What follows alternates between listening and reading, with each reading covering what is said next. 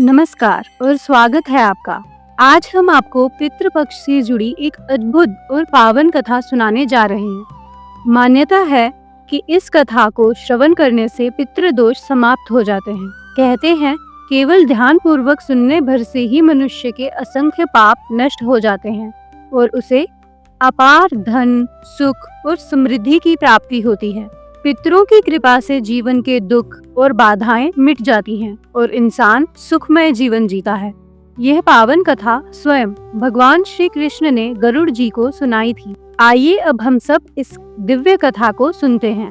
एक समय की बात है, पक्षीराज गरुड़ अपने मन में जिज्ञासा लिए श्री कृष्ण के पास पहुँचे और उन्हें प्रणाम कर बोले, हे प्रभु, पितृपक्ष में पितरों की पूजा करने से क्या फल प्राप्त होता है और उनके कल्याण के लिए किन उपायों का पालन करना चाहिए। भगवान श्री कृष्ण मुस्कुराए और बोले, हे गरुड़, तुम्हारा ये प्रश्न अत्यंत उत्तम है।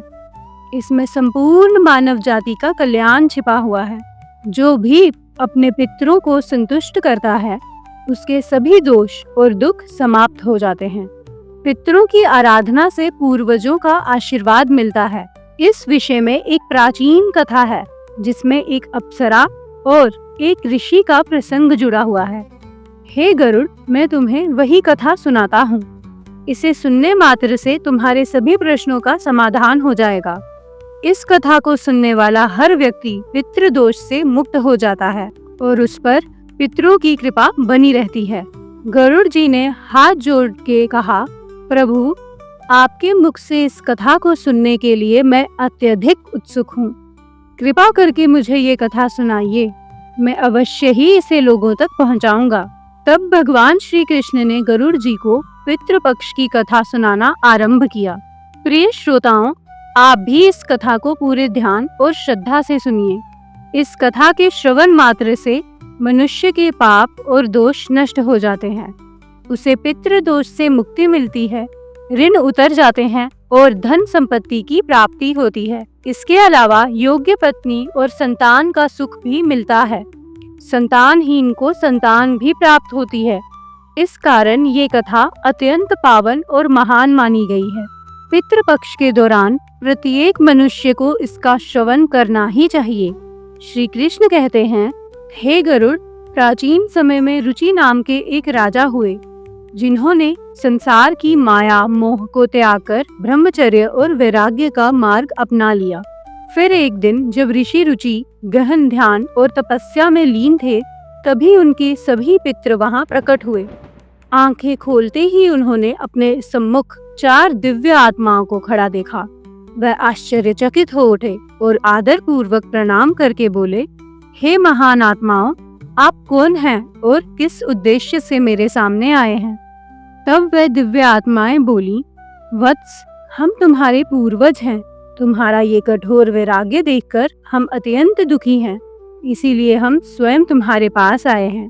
ऋषि रुचि ने उन्हें प्रणाम कर विनम्रता से पूछा, हे पितृगण, आपके दर्शन पाकर मैं धन्य हो गया, किंतु मेरे आचरण से आप दुखी क्यों हैं? कृपया विस्तार से बताइए कि मैंने ऐसी कौन सी भूल की है जिससे मेरे पितृ असंतुष्ट हो गए। तब पितृ बोले, वत्स, तुमने विवाह क्यों नहीं किया? विवाह धर्म स्वर्ग और मोक्ष की प्राप्ति का श्रेष्ठ मार्ग है। गृहस्थ आश्रम के बिना मनुष्य शाश्वत बंधन में रहता है। गृहस्थी में रहकर ही इंसान देवताओं, पितरों, ऋषियों और अतिथियों की सेवा कर उत्तम लोकों को प्राप्त करता है। वह आगे कहने लगे, मनुष्य यज्ञ में देवताओं को स्वाहा और पितरों को स्वधा उच्चारण से संतुष्ट करता है। द्वार पर आए अतिथियों और याचकों को दान देकर पुण्य अर्जित करता है, किंतु विवाह ना करके और संतान उत्पन्न ना कर तुम देवताओं और पितरों के ऋण से कभी मुक्त नहीं हो सकते। संसार में रहते हुए मनुष्य प्रतिदिन ऋषियों और जीवों का भी ऋणी बना रहता है। यदि संतान नहीं होगी तो स्वर्ग की प्राप्ति कैसे कर सकोगे? देव पूजा, पितृ तर्पण और गृहस्थ जीवन के बिना मुक्ति संभव नहीं है। इसीलिए यदि तुम विवाह नहीं करोगे तो मृत्यु के बाद तुम्हें नरक मिलेगा और अगले जन्म में भी दुख सहना पड़ेगा। तब ऋषि रुचि ने गंभीर स्वर में कहा, हे पितृगण, विवाह करना मुझे दुख और पाप का कारण प्रतीत होता है। इससे अंत में अधोगति ही मिलती है। इसीलिए मैंने विवाह से दूरी बनाई है। स्त्री संग और परिवार के बंधन से मुक्ति नहीं मिलती। अविवाहित रहकर जो व्यक्ति विद्या अर्जित करता है और आत्मा को ज्ञान से निर्मल करता है, वही मेरे लिए श्रेष्ठ है। विद्वानों ने संसारिक कर्मों के कई प्रकार बताए हैं। इसीलिए मनुष्य को अपनी इंद्रियों पर संयम रखते हुए आत्मा को शुद्ध करना चाहिए। पितृ उत्तर देते हैं, वत्स, तुम्हारा ये कथन सही है कि इंद्रियों को वश में रखना और आत्मा को ज्ञान से शुद्ध करना आवश्यक है, लेकिन ये कल्याण का संपूर्ण मार्ग नहीं है। यज्ञ, तप और दान के द्वारा ही अमंगल दूर होता है। निष्काम भाव से किए गए शुभ और अशुभ कर्म बंधन नहीं बनते। पूर्व जन्म का पाप और पुण्य भोग के द्वारा नष्ट होते रहते हैं। केवल ज्ञान की साधना ही अंतिम मार्ग नहीं है। तब ऋषि रुचि ने उत्तर दिया, हे पितामह, वेदों में कर्म मार्ग को अविद्या और माया का आधार बताया गया है। इसी कारण आप मुझे विवाह के लिए क्यों प्रेरित कर रहे हैं? विवाह करने से तो मेरे लिए अनिष्ट ही होगा। पितृ बोले, वत्स, ये सत्य है कि कर्म अविद्या का कारण है, लेकिन विद्या प्राप्त करना भी एक कर्म है। शास्त्रों में जो विधि निश्चित कर्म बताए गए हैं, सज्जन लोग उनका त्याग नहीं करते।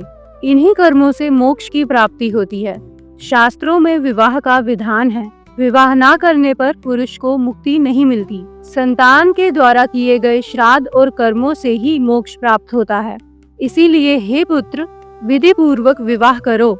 यदि तुम ऐसा नहीं करोगे तो न केवल तुम्हारे कर्म व्यर्थ हो जाएंगे, बल्कि हमारा वंश भी समाप्त हो जाएगा और हम सब आत्माएं अतृप्त रह जाएंगी। श्री कृष्ण कहते हैं, हे गरुड़, अपने पितरों की बात सुनकर ऋषि रुचि अत्यंत विचलित हो गए। उन्हें गहरी ग्लानि का अनुभव हुआ और उन्होंने मन ही मन विवाह करने का निश्चय किया। तब उन्होंने पितरों से कहा, हे पूज्य पितृगण, अब मैं वृद्ध हो चुका हूँ। ऐसी स्थिति में कौन मुझे अपनी कन्या प्रदान करेगा?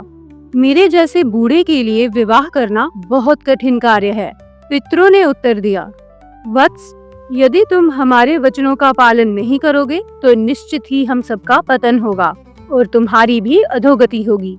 इतना कहकर वह सभी पितृ अदृश्य हो गए। पितरों के ऐसे वचन सुनकर ऋषि रुचि का हृदय व्याकुल हो उठा।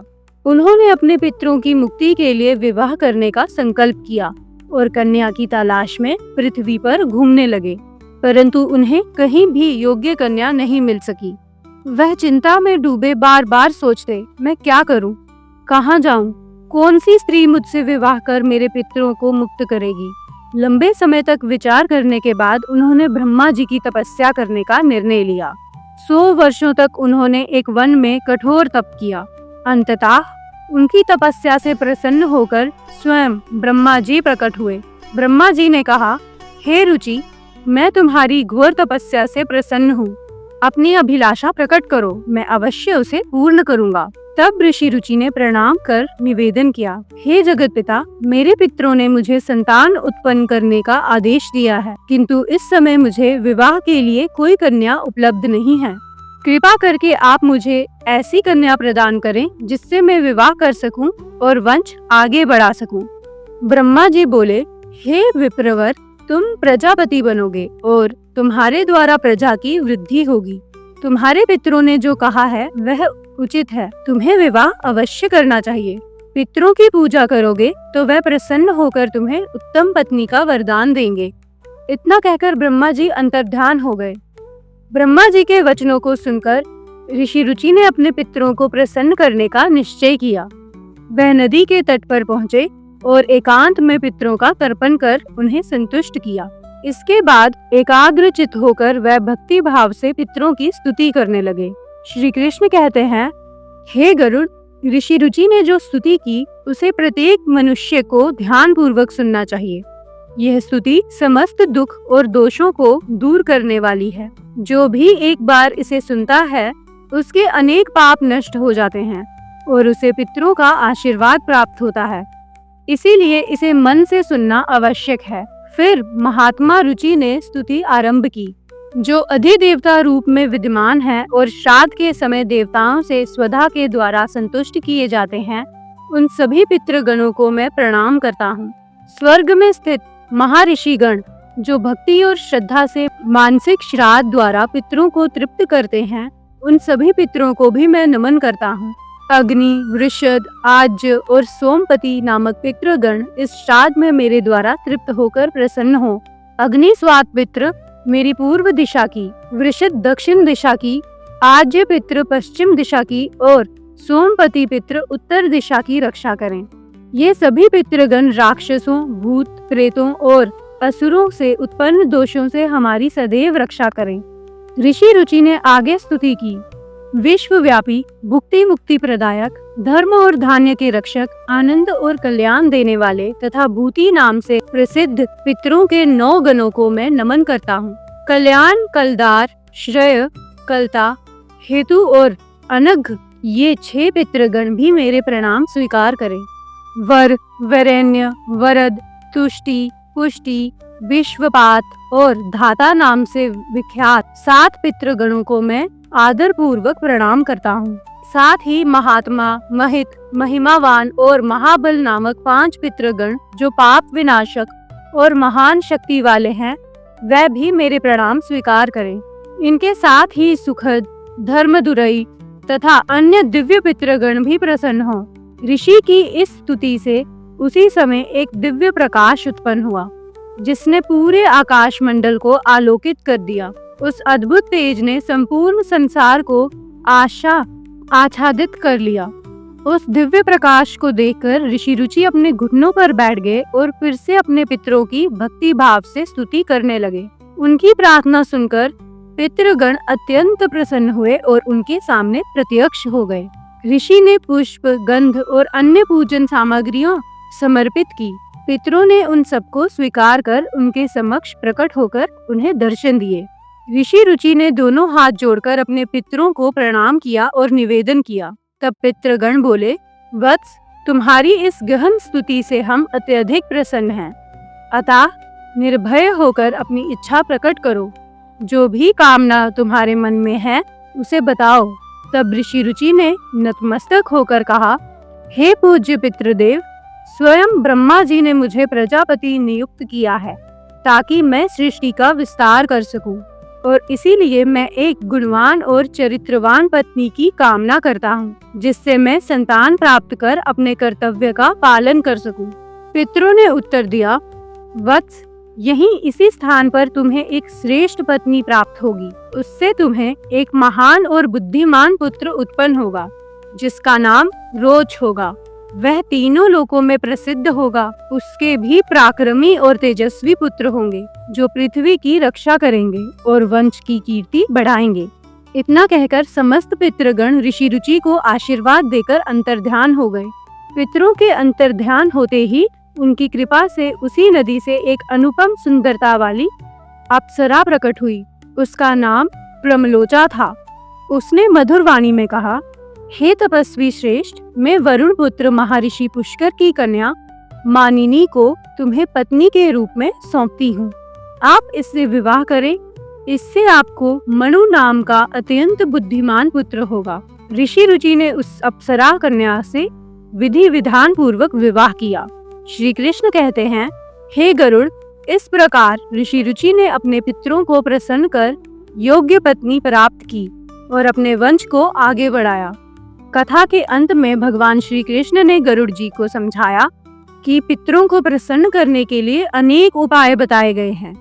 ये उपाय जीवन में पितृ दोष से मुक्ति और पितरों की कृपा प्राप्त करने के लिए अत्यंत आवश्यक माने जाते हैं। उन्होंने कहा, हे गरुड़, पितरों को प्रसन्न करने के लिए कुछ विशेष अनुष्ठान, तर्पण और धार्मिक कर्तव्य करने चाहिए। ये सब न केवल पितृदोष समाप्त करते हैं, बल्कि वंशजों को सुख, समृद्धि और शांति भी प्रदान करते हैं। श्री कृष्ण कहते हैं, पितरों को प्रसन्न करने का सबसे प्रमुख उपाय है तर्पण। तर्पण का अर्थ है श्रद्धा और आस्था के साथ पवित्र जल अर्पित करना। पितृपक्ष के समय जल, काले तिल, दूध और कुश का उपयोग करके पितरों का आवाहन करते हुए उन्हें जल अर्पण करना चाहिए। ये कार्य शुद्ध मन और भक्ति भाव से करने पर पितृगण संतुष्ट होकर आशीर्वाद प्रदान करते हैं। तर्पण के समय ओम पितृभ्य स्वधा मंत्र का उच्चारण करना अत्यंत आवश्यक है। इस मंत्र से पितृ तृप्त होते हैं और वंशजों को सुख समृद्धि का आशीर्वाद देते हैं। इसके बाद श्री कृष्ण ने कहा, श्राद्ध कर्म पितरों को तृप्त करने का एक महत्वपूर्ण अनुष्ठान है। इसमें भोजन, फल और वस्त्र पितरों के नाम से अर्पित किए जाते हैं। श्राद्ध करने वाले को ब्राह्मणों को भोजन कराना चाहिए और उन्हें वस्त्र व दक्षिणा देकर आशीर्वाद लेना चाहिए। उस दिन सात्विक और शुद्ध भोजन बनाया जाता है, जैसे खीर, पूड़ी, सब्जी और अन्य पौष्टिक पदार्थ, जिन्हें पवित्रता के साथ पितरों को समर्पित किया जाता है। भगवान श्री कृष्ण ने आगे कहा, पितरों को प्रसन्न करने का एक और प्रभावी उपाय है गाय, ब्राह्मण, कौवे और कुत्तों को भोजन कराना। श्राद्ध के दिन विशेष रूप से गाय को हरी घास और रोटी खिलाना तथा कौवे को चावल और खीर अर्पित करना शुभ माना जाता है। इन जीवों को भोजन कराने से पितृ तृप्त होते हैं और प्रसन्न होकर आशीर्वाद देते हैं। इस प्रकार के कर्मों से पितृदोष समाप्त होते हैं और जीवन में सुख शांति आती है। फिर श्री कृष्ण ने बताया, पितरों को संतुष्ट करने के लिए पीपल और तुलसी के वृक्ष की पूजा करना भी बहुत लाभकारी है। पीपल को पितरों का निवास स्थान और तुलसी को देवी लक्ष्मी का प्रतीक माना गया है। श्राद्ध के दिन पीपल और तुलसी की पूजा करके दीप जलाकर पितरों का आशीर्वाद प्राप्त होता है। इससे परिवार में सुख समृद्धि बनी रहती है। श्री कृष्ण कहते हैं, जो लोग पितृदोष से पीड़ित होते हैं उन्हें गया जी या अन्य पवित्र तीर्थ स्थलों पर जाकर पिंडदान अवश्य करना चाहिए। गया जी में पिंडदान करने से पितृ संतुष्ट होकर मोक्ष को प्राप्त करते हैं और वंशजों को आशीर्वाद देते हैं। पिंडदान करते समय काले तिल, कुश और चावल का प्रयोग करना चाहिए। यह प्रक्रिया पितरों को संतुष्ट कर उनकी आत्मा को शांति प्रदान करती है। श्री कृष्ण ने आगे कहा, श्राद्ध पक्ष के दौरान व्रत रखना भी अत्यंत महत्वपूर्ण है।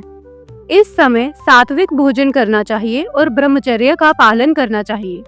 इस अवधि में मांस, मदिरा और तामसिक भोजन का सेवन नहीं करना चाहिए।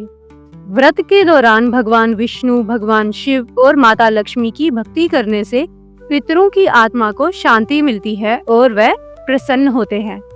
उन्होंने आगे बताया, पितरों को संतुष्ट करने का एक और उत्तम उपाय है अन्न और वस्त्रों का दान। श्राद्ध पक्ष में ब्राह्मणों, साधुओं और गरीबों को अन्न एवं वस्त्र दान करने से पितरों की आत्मा तृप्त होती है। यह दान पुण्य प्रदान करता है और पितृ प्रसन्न होकर वंशजों को सुख समृद्धि का आशीर्वाद देते हैं। श्री कृष्ण कहते हैं, पवित्र नदियों में स्नान करना भी पितरों को प्रसन्न करने का एक श्रेष्ठ उपाय है। विशेषकर गंगा में स्नान करना और जल अर्पण करना ये पितृदोष दूर करता है। गंगा जल पितरों की तृप्ति के लिए सर्वोत्तम माना गया है। गंगा स्नान से मनुष्य के पाप धुल जाते हैं और पितरों की आत्मा को शांति प्राप्त होती है। इस प्रकार पितृ प्रसन्न होकर आशीर्वाद देते हैं। इसके अतिरिक्त सत्संग में भाग लेना और पवित्र ग्रंथों का पाठ करना भी पितरों की प्रसन्नता का साधन है। गीता का 11वां अध्याय विशेष रूप से पितरों की शांति के लिए लाभकारी माना गया है। गीता पाठ से आत्मा निर्मल होती है और वंशजों पर पितरों की कृपा बनी रहती है। श्री कृष्ण कहते हैं, हे गरुड़, जो व्यक्ति इन सभी उपायों को श्रद्धा और विश्वास के साथ करता है उसे जीवन में सभी प्रकार के सुख और समृद्धि की प्राप्ति होती है। पितरों की कृपा से उसके सारे दोष दूर हो जाते हैं और परिवार में शांति बनी रहती है। इन उपायों का नियमित पालन करने से मनुष्य पितृ दोष से मुक्त हो जाता है और पितृ प्रसन्न होकर वंशजों को आशीर्वाद देते हैं। हे गरुड़, जो भी व्यक्ति इन नियमों और कृतियों का पालन करता है उसे कभी पितृ दोष का सामना नहीं करना पड़ता और पितृ सदैव संतुष्ट रहते हैं। इस प्रकार भगवान श्री कृष्ण ने गरुड़ जी को पितरों को प्रसन्न करने की अनेक उपाय विस्तार से बताए। तो मित्रों, इस तरह गरुड़ पुराण में पितृपक्ष की ये कथा वर्णित है। आशा है आपको ये पावन कथा अवश्य पसंद आई होगी। कृपया हमें कमेंट में बताइए कि आपको ये कथा कैसी लगी। यदि वीडियो अच्छा लगे तो लाइक करें, अपने परिवार और मित्रों के साथ साझा करें। साथ ही चैनल को सब्सक्राइब करें ताकि आपको ऐसी ही आध्यात्मिक और ज्ञानवर्धक कथाएं नियमित रूप से मिलती रहें। आप सभी का हृदय से धन्यवाद।